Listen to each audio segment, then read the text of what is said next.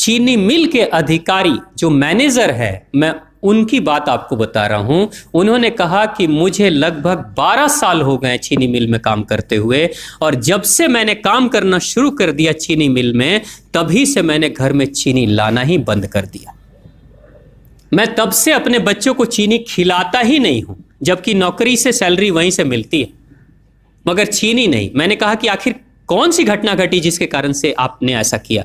तो उन्होंने बताया एक छोटी सी घटना कि चीनी मिल में जो ये पानी निकलता है ना, चीनी के बनने के बाद उस प्रोसेसिंग में जो पानी निकलता है, उस पानी में वो सारा केमिकल भी मिक्स रहता है, और उस पानी को चीनी मिल वाले लोग अक्सर एक टंकी में जमा करके रखते हैं। ये सभी चीनी मिल वालों के पास में होता है, आप भी कभी जाएंगे तो आपको भी पता चलेगा। वो टंकी में वो पानी रखा जाता है, लेकिन रोज रोज प्रोसेसिंग हो रहा है, रोज चीनी बन रही है, रोज बहुत सारा पानी आ रहा है, तो आखिर कब तक?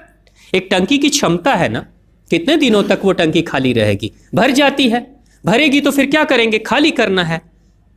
तो क्या किया था चीनी मिल के लोगों ने? सोचा कि छोड़ो ना, अब कहां जाएंगे उसको फेंकने के लिए कहीं दूर, क्योंकि अब उतनी बड़ी टंकी जिसमें हजारों गैलन पानी है, उसके लिए ट्रांसपोर्ट में कितना खर्च आएगा, तो बेहतर होगा रात के अंधेरे में कहीं खेत में डाल देते हैं।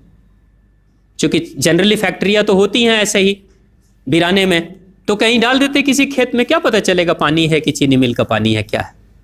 तो ये सोचकर मैनेजमेंट वाले लोगों ने रात में ही उस पानी को खेतों में छुड़वा दिया, और नतीजा ये हुआ कि उस खेत की सारी फसल जल गई, मिट्टी बंजर हो गई।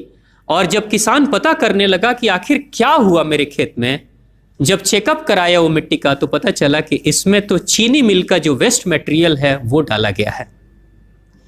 तब उसको खबर मिली कि हाँ, किसी स्टाफ ने बताया कि हाँ, हमारे चीनी मिल से ही पानी डाला गया था आपके खेत में, और पूरी मिट्टी बंजर हो गई।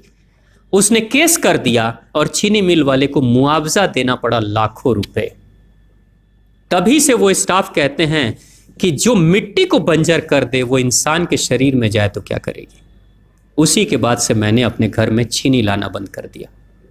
और सच्चाई है, लगभग अगर आप देखेंगे तो अंग्रेजों के आने के समय अंग्रेज पहला चीनी मिल इन्होंने भारत में ही लगाया था। पहला चीनी मिल भारत में ही अंग्रेजों का लगा, और अंग्रेजों ने चीनी की शुरुआत की। भारत के लोग गुड़ खाते थे, चीनी नहीं खाते थे, उन्होंने बहिष्कार किया, बिल्कुल नहीं। लेकिन चीनी और चाय पत्ती दोनों के लिए लोगों को तैयार किया गया था। चाय पिला पिलाकर फ्री में, चीनी के लिए तैयार किया गया और चाय के लिए भी तैयार किया गया।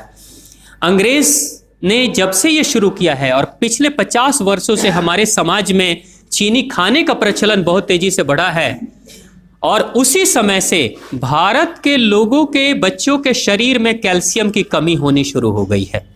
अगर कोई माँ, अगर कोई बहन जो गर्भवती हो, गर्भकाल के दौरान अगर चीनी का सेवन अगर कोई बहन कर रही हो, तो चांसेस ज्यादा होते हैं गर्भपात होने के।